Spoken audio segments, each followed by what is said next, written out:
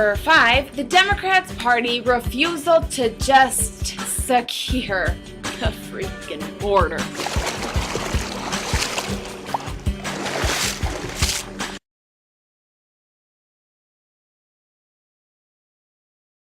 Secure the freaking border.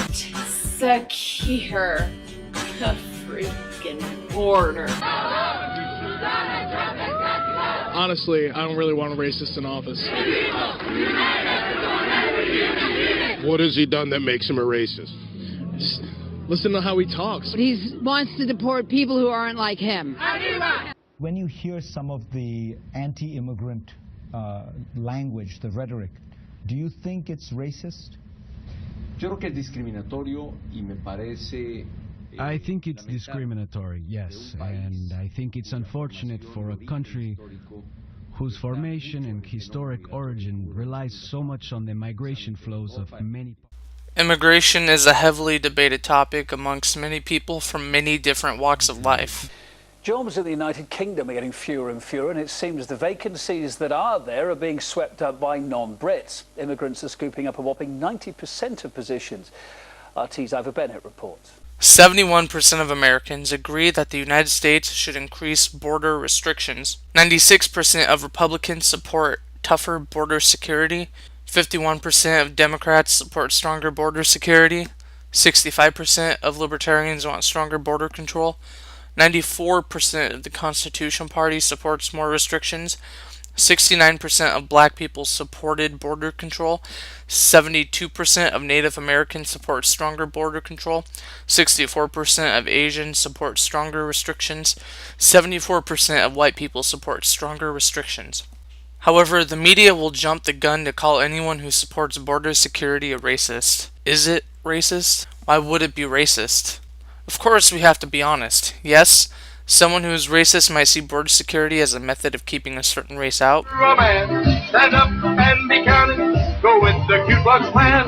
We are a sacred brotherhood who love our country too. However, it isn't far-fetched that some support immigration because they want to pander to immigrants so they can buy votes to gain power. Instead of fighting over who would deport more people or speak less Spanish, Hillary Clinton and Bernie Sanders vowed to intervene, even personally, to help poor, undocumented immigrants. Ma'am, I will do everything that I can to unite your family. Your children deserve to be with their mother. And I will absolutely protect your children, yourself, and try to bring your family back together. But are immigration politics really as simple as good guys versus bad guys? Evil Donald Trump wants to build a wall. Benevolent Hillary Clinton voted for building a wall.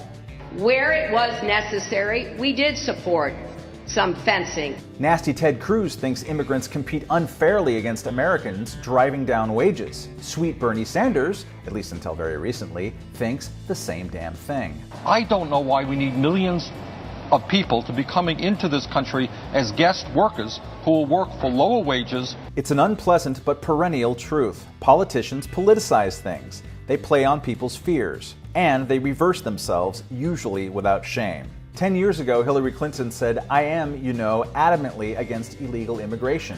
Last night, she said this. I will not deport children. I would not deport children. I do not want to deport family members either, Jorge. People love their political narratives so much that they'd rather not grapple with the fact that Barack Obama set new records for deportations, that George W. Bush tried to be the immigration president, and that 20 years ago, one of our major parties paved the way for Donald Trump by saying in their platform, "We must remain a nation of laws. We cannot tolerate illegal immigration." However, to call all or even most people who support border control racist is dishonest.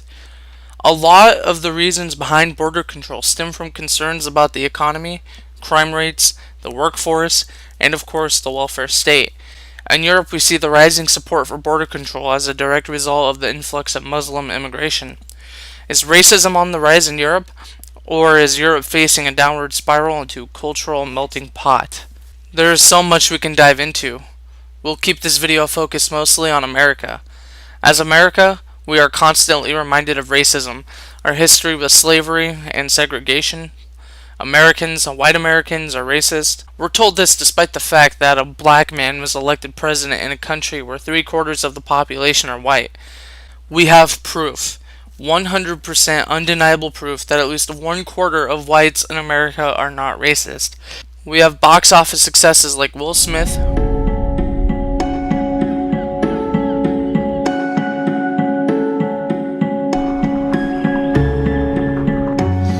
I just sleep.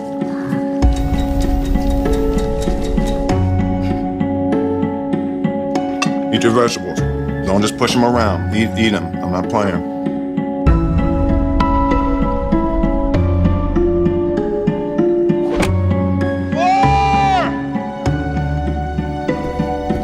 Morning, Hank.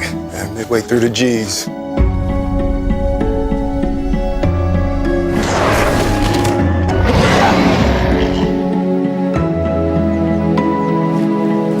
Morgan Freeman, Samuel L. Jackson,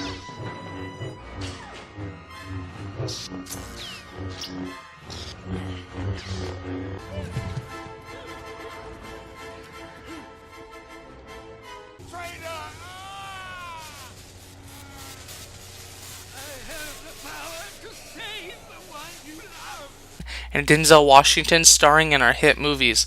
Good morning, Trina. Good morning, Captain Whitaker.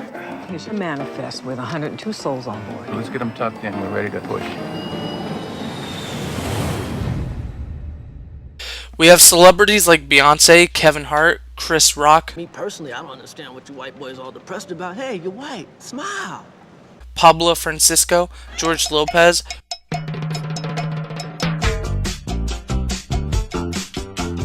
All my friends know the low rider. The low rider is a little higher.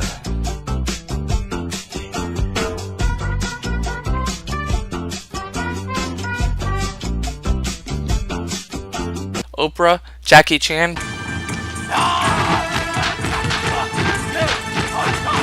Bruce Lee,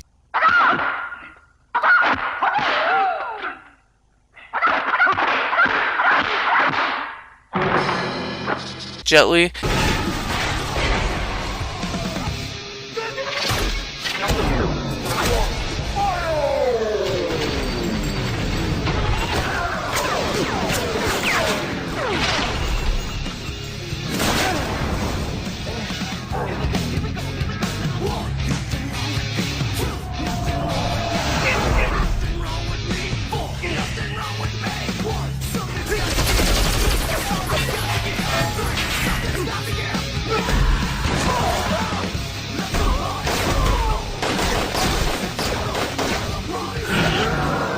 and many others.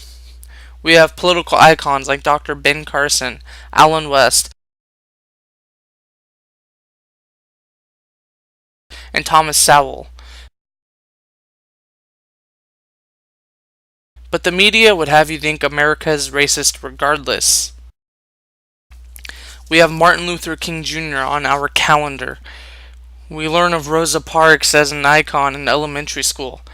We're even taught that the Civil War was about ending slavery. But if you watch CNN, MSNBC, CBS, or visit Huffington Post, Washington Post, or Salon, you would swear America is the most racist place in the world. America is the hotbed of racism. So you're probably wondering what the point of this video is. I went from talking about border control to racism. I'm not here to give you pros or cons about immigration in this video. I'm here to dismantle the claim that border control policies are racist, so we can actually have a decent discussion about our nation's borders and immigration policy, so we can have an honest dialogue.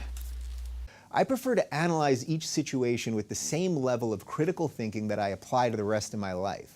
Unfortunately, many liberals have taken a turn into stifling dissent with cries of racism and bigotry every time they hear an idea that they don't like. To me, being liberal is a constant evolution of ideas as time goes on. This concept doesn't mean changing my ideals or my morals from day to day, but it means that I can change as the world changes. I see the world in shades of gray rather than black and white. The world is constantly changing, and I'm not ashamed to admit that my opinions have changed along with it. That isn't the position of a man without conviction. It's a position of a man with a conscience. As liberals, we must be brave enough to have our ideas challenged, just like we challenge the ideas that came before us. At the end of the day, this isn't about right and wrong. It's about having the bravery to defend your ideals. So to my liberal friends who have chosen censorship over ideas and smearing over debate, I challenge you to be brave. If our ideas are good and our cause is just, we shouldn't be afraid to defend them. See, this virus is contagious, yeah, to me.